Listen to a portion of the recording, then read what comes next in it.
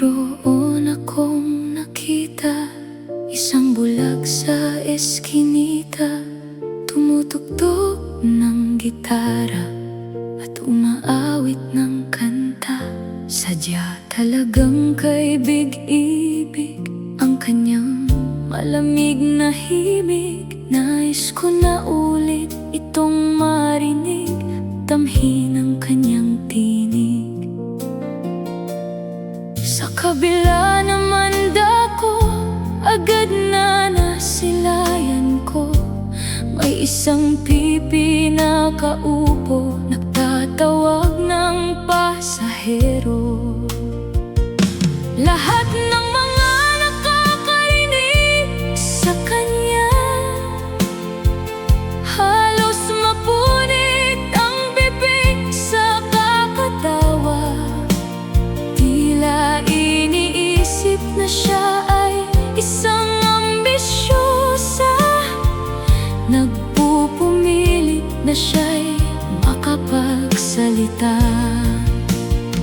Hindi alintanang sumapit na ang gabi, kailangan ko na nga palang umuwi. At nang may napansin sa isang tabi,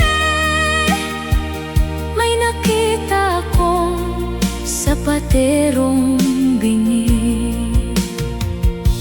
Buong lakas ay kanyang ibinuhos, mapakintab lamang ang sapatos. Nagmamadaling iyon ay matapos para makaipon ng panggastos. Malapit na ako sa aming bahay nang may nasalubong akong pilay.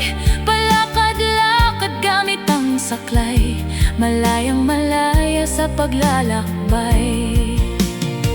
Nakita ko sa kanyang mga mata ang mga kumikinang na pag-asa, na para bang walang problema at para bang napakasaya pa niya. At nang ako ay nakauwi na, di malimutan ang mga nakita. Sila'y tunay na mga pambihira, kapansanan sa sarili, di alintana. Bigla akong napaisip, nagdasal bago maidlip. Pasasalamat ay lubos sa ating mahal na Diyos.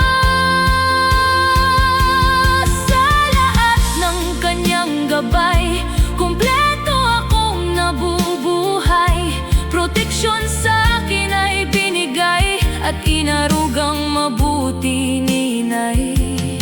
Sa aking paglalakad na iyon ay madami akong natutunan, dahil sa kanilang mga sitwasyon nagsisikap kahit may kakulangan. Bulag man ang kapansanan, musika ang naging sandalan.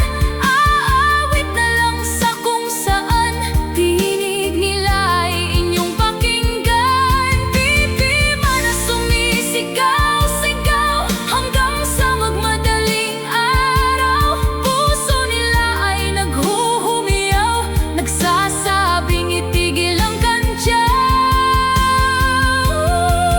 Bingi na nagsusumikap, maabot lang ang pangarap. Hindi iniintindi ang hirap sa mundo niyang masaklap. Pilay na nakasaklay, wala man lang umaalalay. Ngunit masaya sa buhay, lakas loob, managlalakbay. Isa itong malaking katotohanan dito sa mundong ginagalawan, na tayong kumpletong isinilang ang siyang mahihinang